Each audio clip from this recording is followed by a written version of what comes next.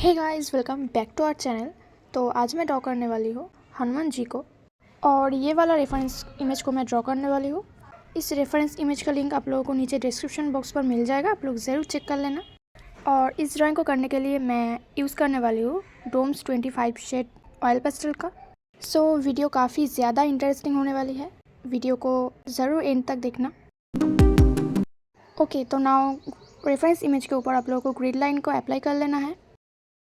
मैं तो पहले से ग्रिड लाइन को अप्लाई कर चुकी हूँ, don't worry. With grid reference image link आप लोगों को नीचे डिस्क्रिप्शन पर मिल जाएगा, आप लोग ज़रूर चेक कर लेना। तो चलो रेफरेंस इमेज की तरह पेज पर भी सेम तरीके से ग्रिड लाइन को अप्लाई कर लेता है। So let's see. तो सबसे पहले आप लोगों को 2 से में छोड़ एक एक पॉइंट कर लेना है, मतलब 2, 4, 6, 8, 10 ऐसे करके 20 तक।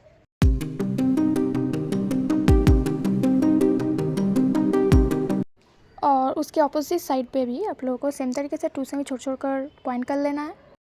और इस बार आप लोगों को 28 तक मार्क करना है। और अभी ग्रिड को अप्लाई करने के लिए आप लोगों को HB पेंसिल का यूज़ करना है, क्योंकि बाद में जब आप लोग ग्रिड को इरेज करोगे तब बहुत ही ईजी तरीके से इरेज हो जाएगा।